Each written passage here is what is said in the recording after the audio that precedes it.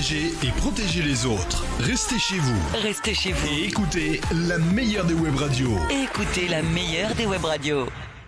Au bar de l'économie, aujourd'hui, j'ai la chance d'avoir à mes côtés Jean-Baptiste Léger. Vous êtes le directeur des affaires publiques et RSE de Lidl en France. Alors, grosse stratégie pour Lidl depuis 2-3 ans, j'allais dire une montée en puissance énorme. Expliquez-nous un petit peu la politique de Lidl en France. Exactement Florence, depuis 2012 même, l'année du changement de Lidl, le changement de stratégie de montée en gamme de Lidl. Et finalement, depuis lors, le succès de Lidl s'explique par 3 facteurs. La simplicité, l'efficacité et la transparence.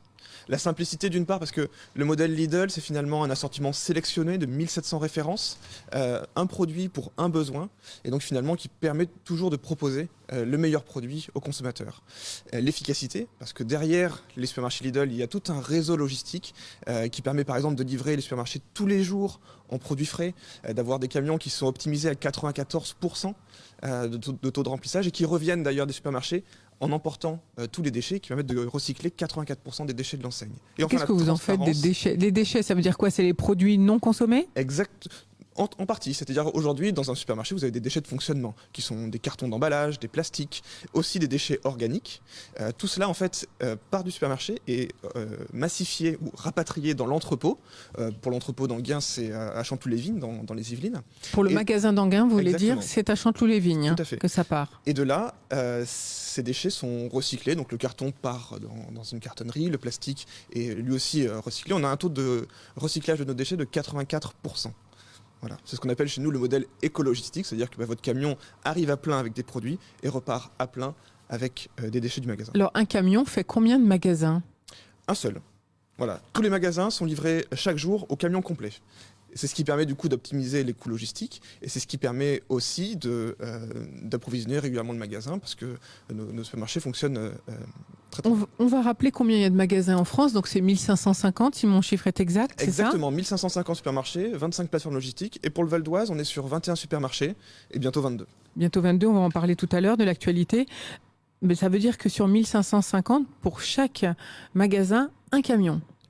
Oui, alors tous les supermarchés sont livrés chaque jour. Parfois, certains sont livrés plusieurs fois par jour, en fonction des volumes, bien évidemment. Mais cette rotation quotidienne sur le supermarché permet de proposer, par exemple, les meilleurs fruits et légumes. Ça fait plusieurs années que Lidl est élu meilleure chaîne de magasins sur la catégorie des fruits et légumes. Et de vous donner un exemple très simple, on est capable de faire passer en 24 heures une salade du champ au supermarché. Et ça, seule l'organisation de Lidl permet de le faire. C'est ce qui explique la qualité de nos produits. Alors, pourquoi cette stratégie nouvelle en 2012 ? Qu'est-ce qu'elle a été le déclenchement ? On voit que les attentes de la société ont changé. Il y a toujours bien sûr une attente liée au pouvoir d'achat. Mais aujourd'hui, les gens attendent également la qualité. Et donc c'est pour ça que Lidl a mis en place une nouvelle stratégie en 2012 de monter en gamme tout en conservant son positionnement prix. C'est ce qu'on appelle chez Lidl le vrai prix des bonnes choses. Et ça veut dire donc proposer des produits de qualité tout en les laissant accessibles aux consommateurs. Et c'est possible en fait, c'est possible de proposer la qualité et le prix en ayant une bonne organisation, en ayant un modèle d'achat qui vous permet de faire des économies d'échelle et de créer des synergies. Alors, au départ, Lidl, c'était surtout de l'alimentaire. Petit à petit, vous vous êtes développé dans d'autres secteurs d'activité jusqu'à proposer... alors, effectivement, chaque semaine, vous faites des promotions, on va appeler ça comme ça, des promotions de produits extra-ménagers. C'est-à-dire, ça peut être, je sais pas moi, du bricolage, des outils de jardin, bref. Comment est-ce que c'est défini, toutes ces possibilités de matériel en plus ? Oui, tout à fait. Donc Lidl, il faut savoir que nous avons ce qu'on appelle chez nous la gamme permanente, c'est-à-dire des produits qui restent toute l'année en rayon. Et pour cette gamme permanente, 72% est issu de fournisseurs français. On a aussi une gamme Action qui change toutes les semaines. Et c'est là où vous allez retrouver effectivement des aspects de bricolage, de cuisine. Il faut savoir que Lidl, en fait, est le premier groupe de distribution européen. Et donc tous ces produits-là, ces produits électroménagers, sont achetés 18 à 21 mois en avance pour tout le continent européen. C'est ce qui permet de faire des économies d'échelle, c'est ce qui permet d'avoir ces produits à des prix défiant toute concurrence. Et donc ça, c'est la stratégie de diversification, j'allais dire. C'est une volonté donc qui a été mise en place il y a quelques années. Est-ce que vous envisagez d'aller sur d'autres marchés autres que le marché du bricolage ou de loisirs de la maison, puisque c'est un peu tout ça que vous proposez ? Lidl a un ADN de démocratisation. Comme je vous le disais, la volonté de l'enseigne, c'est de proposer le vrai prix des bonnes choses, c'est-à-dire proposer des produits de qualité accessibles à tous. Donc on le voit, cette année par exemple, Lidl a mis en vente un piano. C'était la première fois que l'enseigne mettait en vente un piano dans la grande distribution. Un piano Coleman, donc c'est le piano de Lady Gaga si vous voulez, à plus de 300 euros. Donc ça reste quand même très très accessible pour la plupart des consommateurs. C'est bien plus accessible qu'un piano qu'on peut trouver dans d'autres canaux de distribution. Donc c'est ça vraiment l'ADN de Lidl, de mettre en vente des produits accessibles à tous, tout en ne rognant pas sur la qualité. Parce qu'il y a quelque chose qui est peut-être paradoxal, mais qui ne l'est pas en fait quand vous comprenez le modèle Lidl, c'est qu'on peut acheter un produit cher et le vendre pas cher. Donc c'est pas parce qu'aujourd'hui vous trouvez des produits très accessibles chez Lidl qu'ils ont forcément été achetés à des prix ne rémunérant pas correctement les producteurs. Mais ça veut dire que si vous achetez un piano, si nous on achète un piano à 300 euros, vous l'achetez à combien vous ?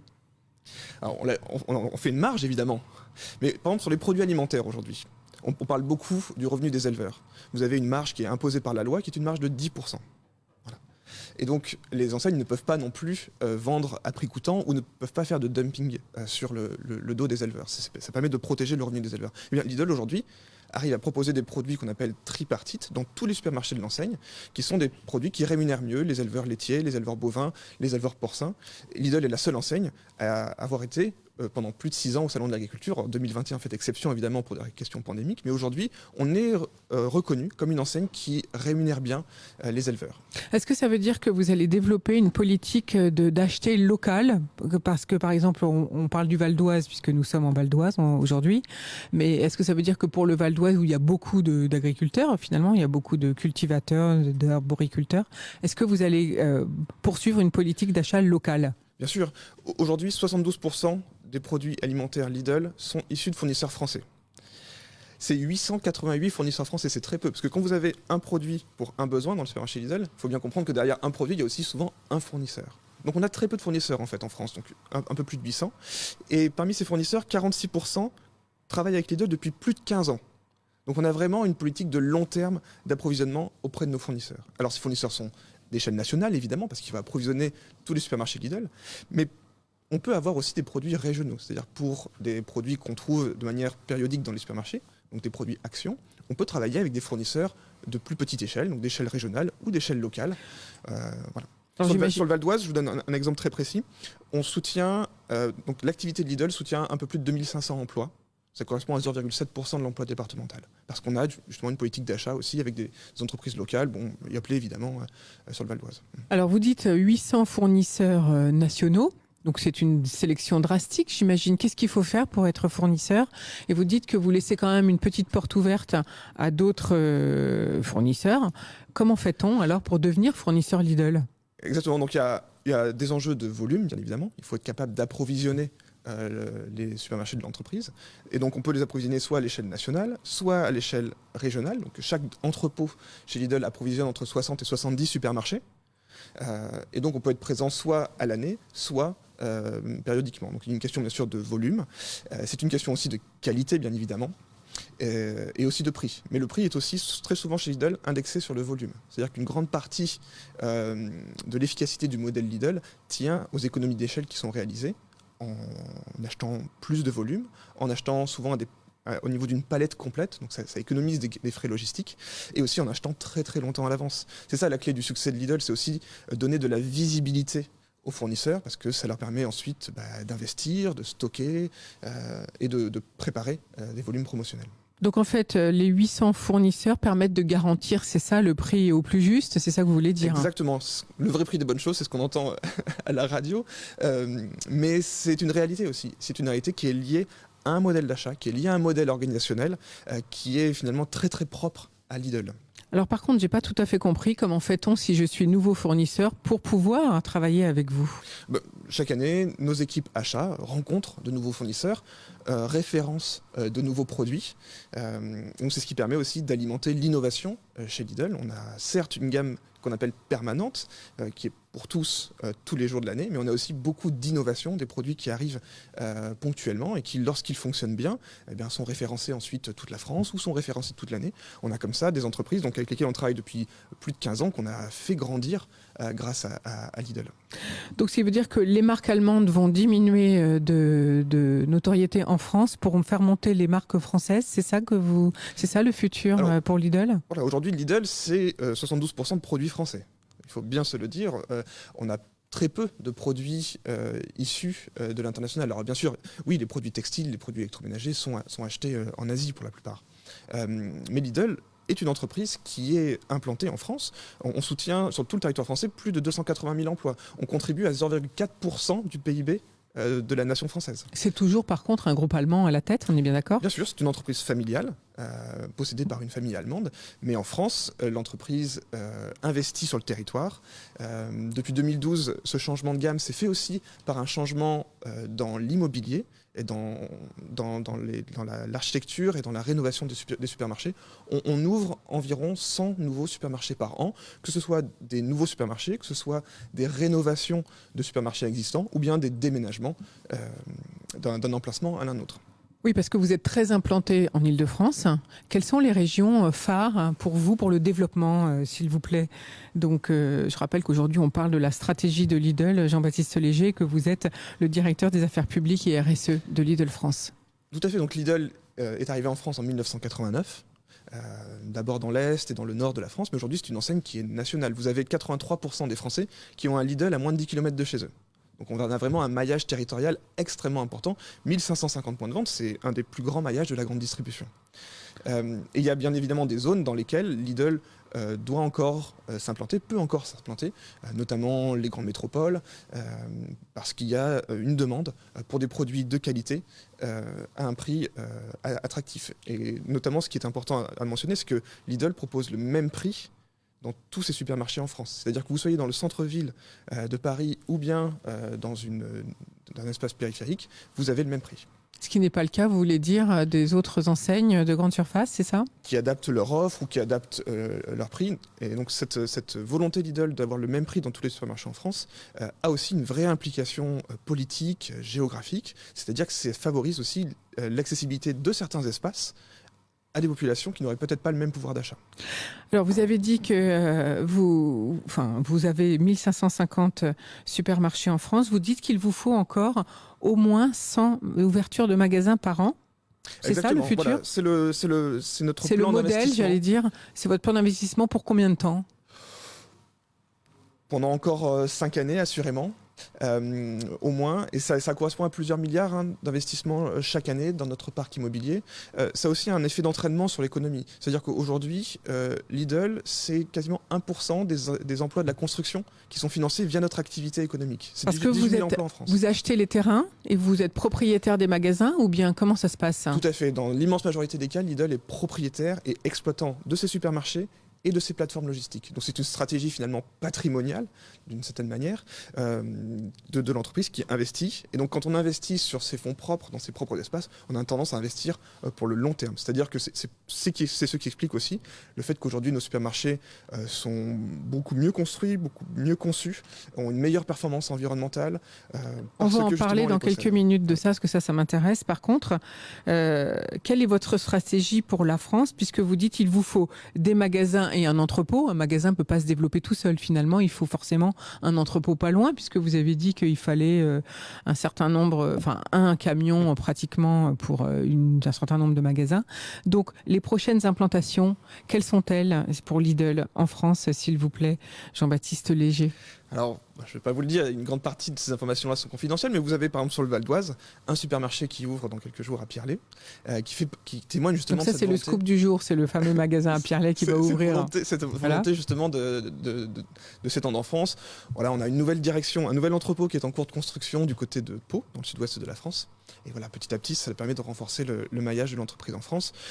Aujourd'hui, l'expansion de Lidl est liée aussi à l'acceptabilité de ces nouveaux projets d'entrepôts, de supermarchés. Il y a une discussion en cours sur la notion d'artificialisation des sols. Monsieur le maire en parlait tout à l'heure en parlant du triangle de Gonesse. Nous, notre position chez Lidl, c'est de montrer qu'on est capable de construire de nouveaux supermarchés, on est capable de construire de nouveaux entrepôts en étant à la pointe de la technologie, en étant vraiment moteur dans la réduction de l'impact environnemental. Alors quand vous ciblez une région, avec qui discutez-vous? Avec la plupart des acteurs du territoire, évidemment le maire, parce que tout nouveau projet de supermarché passe en commission départementale d'aménagement commercial, mais aussi bien sûr les intercommunalités. Il faut être attentif aux attentes de la société. Quand on s'implante en tant qu'entreprise, on répond à un besoin. Donc il faut aussi sonder ce besoin-là. Il faut comprendre aussi les réticences, les souhaits de la plupart des acteurs. Donc c'est un vrai projet d'acceptabilité sociétale quand on construit un supermarché. Ça veut dire qu'il faut s'y prendre combien de temps à l'avance, en fait? En France, on parlait tout à l'heure du projet avec Philippe Sueur, le maire d'Enghien, pour un projet alimentaire autour du triangle de Gonesse. Donc ça met un certain nombre de temps. Vous, il vous faut combien de temps? Pour un entrepôt, il faut compter entre 5, 7 ans, voire 10 ans. Pour un supermarché, on est sur des temps un peu plus courts, de l'ordre de 3 à 5 ans. Cela dépend bien sûr de la complexité des projets. De plus en plus de projets, aujourd'hui, quand on veut s'installer dans des métropoles, sont souvent des pieds d'immeubles ou des magasins qu'on appelle chez nous R+1, c'est-à-dire avec un parking souterrain ou un étage de vente surélevé. Ça nécessite bien sûr une complexité immobilière plus grande et donc nécessite d'être discuté beaucoup plus en amont parce que ça fait intervenir d'autres compétences, d'autres constructeurs. Et donc voilà, cette anticipation est clé.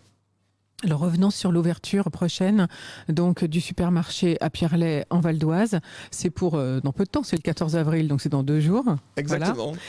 Quel est alors il y a un impact écologique, j'allais dire, dans ce magasin, c'est que vous allez travailler avec des panneaux photovoltaïques, je crois.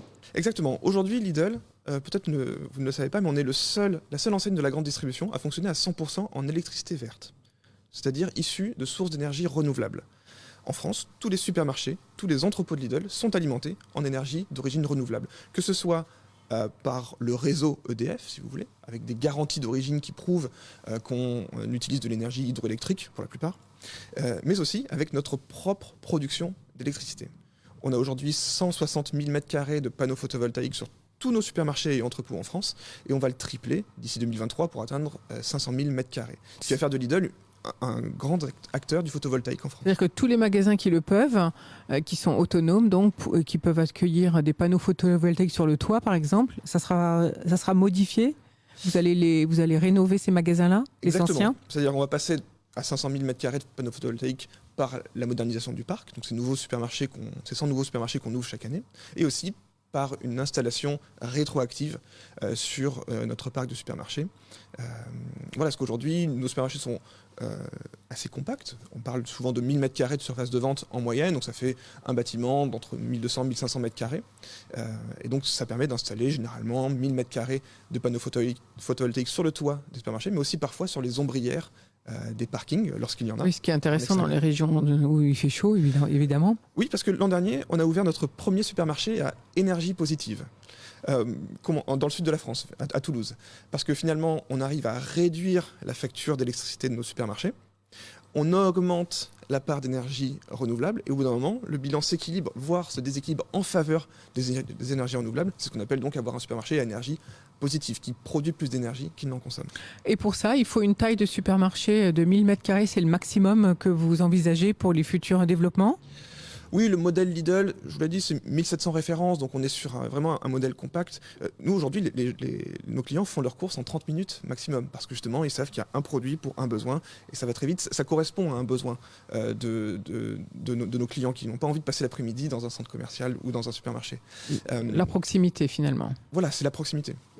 C'est ça. Et donc, au niveau de la démarche, j'allais dire, environnementale, vous avez parlé d'hydrogène tout à l'heure. Expliquez-nous un petit peu quelle est votre démarche. Donc, l'objectif global de Lidl, c'est d'être en cohérence avec l'accord de Paris, donc de limiter ses émissions de gaz à effet de serre à 1,5 degré d'ici la fin du siècle. Pour faire ça, on réduit nos émissions de gaz à effet de serre sur l'intégralité de notre périmètre opérationnel. Et donc, sur les entrepôts, aujourd'hui, on développe des entrepôts qui fonctionnent avec l'hydrogène pour les engins de manutention et de levage. Donc finalement, vous êtes content que la filière française de l'hydrogène commence à s'organiser ? Oui, Lidl, on est un acteur qui investit. Donc on est un acteur qui soutenons l'innovation. on a la capacité de soutenir de nouvelles technologies, on a la capacité de tester de nouveaux systèmes. C'est ce qui fait qu'on investit dans l'hydrogène, c'est ce qui fait qu'on investit dans les panneaux photovoltaïques. Donc on essaie en faisant cela aussi de soutenir toute une filière industrielle de recherche et développement. Je vous donne un exemple. L'an dernier, on a inauguré sur un supermarché donc dans l'Essonne à Chilly-Mazarin le premier groupe froid fonctionnant au R32 qui est un gaz qui émet beaucoup moins de gaz à effet de serre que les fluides frigorigènes classiques. Ces groupes froids, c'est un gros poste de consommation d'électricité dans un supermarché, c'est ce qui permet de produire le froid des installations de climatisation. Et donc en travaillant sur ces modèles-là... C'est ce qui consomme le plus d'électricité dans un supermarché. C'est un groupe froid qui a été produit en France par une société française en recherche et développement. Alors, qui décide de ces investissements en énergie renouvelable ou verte? Est-ce que c'est le groupe allemand, la maison mère, qui décide de dire dans chaque pays, je réserve tant d'investissements, ou est-ce que vous avez en France une décision autonome? Comment ça se passe? Oui, la France est relativement autonome. C'est-à-dire qu'un certain nombre d'objectifs sont fixés par Lidl au niveau international, comme par exemple celui d'atteindre l'objectif des accords de Paris. Mais ensuite, chaque pays décide comment il y arrive. En France, on a fait le pari de miser beaucoup sur notre parc immobilier, de miser sur les énergies renouvelables, sur l'hydrogène, sur l'électrique. Et c'est ce qui nous permet aujourd'hui d'avoir, par exemple, un taux d'émission de gaz à effet de serre par mètre carré de surface commerciale extrêmement faible. On est à 300 kg d'équivalent CO2 par mètre carré de surface commerciale. Ça veut dire qu'on est extrêmement efficace dans notre politique énergétique et dans notre politique climat. Alors chez Lidl, en France, c'est environ 30 000 collaborateurs, la plupart en CDI, 97%, c'est énorme. Quels sont les salaires? Quel est le salaire moyen si on vient travailler chez vous? Alors, Lidl, on a un ADN de progrès. C'est-à-dire quand vous entrez dans l'entreprise, vous avez tout un système de promotion, un système d'évolution. Comme je vous le disais en introduction, 90% de nos cadres sont issus de la promotion interne. Donc on est sur un système d'ascenseur social ou de méritocratie. Donc il faut avoir commencé à travailler en mettant les fruits ou les paquets en rayon pour pouvoir arriver à la direction? Oui, aujourd'hui, la quasi-intégralité de notre COMEX est issue, notre comité exécutif est issu de la promotion interne. On est donc une école d'évolution sociale, on est aussi un employeur, pour répondre à votre question, qui rémunère mieux que le marché. Donc aujourd'hui, les postes chez Lidl sont mieux rémunérés que la moyenne du marché sur des postes équivalents. Donc on parle de postes d'équipiers polyvalents en supermarché, on parle de postes en entrepôt logistique également. Ça veut dire combien concrètement quand on commence? Qu'est-ce qu'il faut espérer par an? Alors vous l'avez sur les campagnes de recrutement, c'est écrit en grand en 4x3, mais on est de mémoire de l'ordre de 30 ou 34 000 euros pour un poste en supermarché. Pour un débutant? Et puis après, évidemment, ça dépend comment on augmente. Un emploi qui est bien rémunéré et aussi un emploi qui est en CDI. Et ça, c'est important pour donner justement de la visibilité et de la transparence. Parce que ce qu'on voit, c'est ce dont a besoin la société ou ce dont ont besoin nos partenaires commerciaux ou nos collaborateurs, c'est de savoir où ils vont. Et donc de la même manière qu'on travaille avec nos fournisseurs depuis plus de 15 ans, en grande majorité, de la même manière, pour nos collaborateurs, il faut leur donner une sécurité et aussi un horizon. C'est ce qui permet finalement de donner à chacun la capacité de se réaliser. Alors, on parlait du nombre de collaborateurs, j'ai dit donc le chiffre d'environ 30 000. Vous envisagez sans ouverture de nouveaux supermarchés, ça fait combien de postes à pourvoir et à quelle échéance, s'il vous plaît? Oui, Lidl, aujourd'hui, on est le 6e créateur d'emplois en France. Et donc là, sur l'année 2021, on envisage entre 3 et 6 000 créations de postes en CDI, création sèche, mais aussi, bien sûr, remplacement d'un turnover qui est naturel dans nos métiers. Comment faites-vous pour vos recrutements, Jean-Baptiste Léger? On a une politique d'école. Donc on va vers certaines écoles pour recruter de nouveaux talents. On a aussi une vraie politique d'insertion pour essayer justement parfois de rapprocher des personnes qui étaient éloignées de l'emploi, de les ramener dans l'emploi. Parce nous, la politique chez Lidl, c'est on ne recrute pas forcément au diplôme, on recrute aussi au savoir-être, à la motivation, aux qualités humaines, parce qu'on voit que ce qui fonctionne dans nos emplois, c'est aussi la qualité entrepreneuriale, la conviction, le dynamisme. Et donc, c'est pas forcément une question de diplôme, c'est aussi une question de motivation. Donc, il y a dans notre fonctionnement vraiment cette volonté d'insérer aussi et de donner leur chance à certaines personnes qui peut-être ne l'ont pas eu précédemment. Alors, on va revenir sur le côté environnemental, si vous voulez bien, parce que vous avez inauguré quelque chose de tout nouveau. C'est la suppression de certains emballages ou des emballages recyclables pour certains de vos fournisseurs. Par exemple, les légumes, vous mettez un scotch, finalement, plus d'emballage. Exactement. Donc, l'entreprise s'est fixé un objectif de réduction de 20% du plastique dans nos emballages à horizon 2025, et ça passe par des actions très concrètes. Par exemple, sur les bananes, je vais vous donner juste un exemple très simple. On a remplacé donc un sachet plastique par un bandeau en plastique. Donc ça nous permet d'économiser un certain nombre de grammes de plastique par produit. Mais si vous mettez ça à l'échelle de toute notre production et notre vente de bananes, ça fait des quantités considérables. C'est plus de 110 tonnes de plastique qui ont été évitées en une année. C'est considérable. Enfin, la banane, elle a une peau, elle est déjà bien protégée, mais il y a d'autres produits qui sont moins bien protégés. Comment envisagez-vous de faire ? Donc aujourd'hui, il y a... Est-ce que c'est le fournisseur qui doit, lui, vous les emballer Oui, ça pose de vous les proposer tels ? Ça pose de vrais problèmes, ou ça pose de vraies questions du point de vue logistique et du point de vue des achats. Comme je vous disais, nous, Lidl, on est un acteur qui investit. Quand il y a des changements, on essaie de s'adapter plutôt que de le combattre en freinant des cas de fer. Donc là, il y a une obligation réglementaire au 1er janvier 2022 de supprimer les emballages plastiques sur les fruits et légumes de plus de 2 kg ou 1,5 kg, c'est à voir. Mais donc on essaie de s'adapter avec nos fournisseurs en remplaçant le plastique par du carton, en supprimant l'emballage lorsque c'est possible. Après, l'emballage sur les fruits et légumes permet de les protéger. Et donc éviter la perte, éviter le gaspillage alimentaire. Donc vous voyez bien, il faut savoir aussi faire des équilibres. Mais sur l'item du gaspillage alimentaire, Lidl, on est aussi un acteur en pointe. Dans nos supermarchés, il y a 0 gaspillage. Comment faites-vous alors justement ? 0 gaspillage, ça veut dire que par exemple sur les produits périssables, tels que les fruits et légumes, tous les matins, lorsqu'on a des fruits et légumes qui sont toujours consommables mais qui ne sont pas optimum du point de vue des qualités, on les met dans des cagettes de 5 kg qu'on vend 1 €. Et sur ces 1 €, 50 centimes sont reversés au Restos du Cœur. Et donc depuis 2016 qu'on a mis en place ce système, on a vendu 14 millions de cagettes à 1 €, donc ça fait 7 millions d'euros reversés au Restos du Cœur. Ça permet de financer toutes leurs activités de logistique, de modernisation, et on est devenu le premier mécène privé des restos grâce à ce système. Les Restos du Cœur grâce à ce système. Exactement. Et donc en fait tous les matins on peut trouver ces cagettes à 1 €. Et donc voilà, on prend ou on prend pas bien sûr. Je vous assure que ça trouve preneur. Ça trouve preneur rapidement, Ouais. ça j'imagine bien. Exactement. Autre question en ce qui vous concerne, c'est toujours pour le côté environnemental, puisque c'est quand même un grand souhait du groupe Lidl, enfin de la famille qui dirige le groupe Lidl en Allemagne. C'est la mise en place de bornes électriques également pour les voitures. Tout à fait.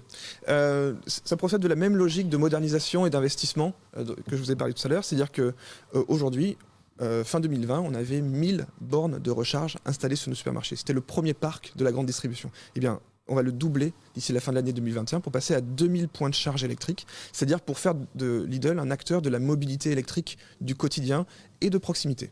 Donc, de la même manière qu'on est un supermarché de proximité, on veut offrir un service de recharge de véhicules électriques. Et il faut savoir que ces bornes de recharge vont proposer, du coup, ou proposent d'ores et déjà 100% d'électricité verte. Donc vous voyez qu'on est finalement sur un système qui est cohérent, c'est-à-dire qu'on produit de l'électricité renouvelable sur le toit de nos supermarchés, qui vont alimenter en partie les bornes de recharge électriques. Donc vous voyez, tout fait sens finalement. Est-ce qu'il n'y a pas de volonté de vouloir agrandir la capacité des Lidl en France suite à la demande ? Aujourd'hui, on a un système qui fonctionne bien, entre 1000, 1200, 1300 mètres carrés de surface commerciale. Lidl n'a pas vocation à devenir un hypermarché, parce que notre modèle, c'est un produit pour un besoin. C'est-à-dire que vous avez 90% de marques de distributeurs chez nous. Vous avez une seule marque de jambon. Vous n'avez pas tout un rayonnage avec différentes marques. Ça permet aussi de réduire le gaspillage alimentaire. Donc notre modèle, c'est un modèle qui propose le vrai prix des bonnes choses, un assortiment sélectionné de 1700 références. Est-ce que, dernière question, si vous voulez bien, avec vous, Jean-Baptiste Léger, sur la stratégie de Lidl en France, est-ce que vous envisagez d'aller dans d'autres types de produits que vous ne faisiez pas auparavant, c'est-à-dire de couvrir tout comme certains qui veulent aller dans la pharmacie, voilà. Est-ce que c'est aussi votre politique ? Nous, on a un acteur qui vise vraiment à démocratiser une offre de produits alimentaires et aussi non alimentaires. Sur la pharmacie, aujourd'hui, on n'a pas vocation à développer des espaces différents de parapharmacie comme on peut le trouver par exemple dans des galeries commerçantes. En revanche, On a répondu à l'appel du gouvernement l'an dernier lorsqu'il s'agit de vendre des masques. Cette année, il y a eu un débat sur les autotests, finalement, qui ont été réservés en monopole aux pharmacies. Voilà, nous, on s'adapte aussi à une demande de la part des pouvoirs publics. Et l'ADN de Lidl et l'ADN de la grande distribution en général, c'est de rendre des produits accessibles au plus grand nombre, en termes de prix et en termes aussi de disponibilité produit, parce que derrière, c'est assis sur une chaîne logistique extrêmement efficace qui nous permet de faire venir des produits de toute l'Europe, de toute la France, dans un supermarché, en respectant la qualité et la fraîcheur. Dernière info, si vous voulez bien, Jean-Baptiste Léger, si on veut travailler avec vous et si on est candidat à venir travailler chez Lidl, est-ce qu'on peut vous contacter directement et comment fait-on ? Vous avez un site, carrière lidl.fr, Lidl Carrière. Voilà. Vous pouvez voir toutes les offres d'emploi disponibles sur votre département, sur votre région, et candidater en ligne, ça marche très bien, c'est très efficace. Merci beaucoup pour ce tour d'horizon sur la stratégie de Lidl en France, Jean-Baptiste Léger. Tu veux poser une question ? Tant pis. Oui, simplement. Philippe Sueur. Témoignage en tant que maire d'Enghien, puisqu'il y a un Lidl à Enghien et c'est le seul magasin d'importance qui applique la jauge. C'est le seul, dans des conditions techniques vraiment remarquables. Donc, quand le nombre de clients est trop important, il y a un feu rouge qui s'allume et on attend. Et ensuite, la porte s'ouvre. C'est le seul. Bravo. Voilà, oui, c'est important de le dire parce que dans certaines grandes surfaces, il y a effectivement beaucoup de monde et donc c'est pas le cas. Lidl fait une sélection appropriée pour tenir compte de cette pandémie qui nous malheureusement maintient tous à domicile. Merci pour ce commentaire, Philippe Sueur. Merci Jean-Baptiste Léger. On revient dans quelques minutes.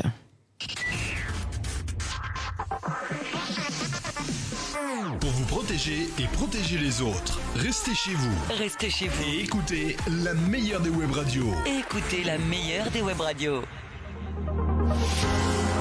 I ride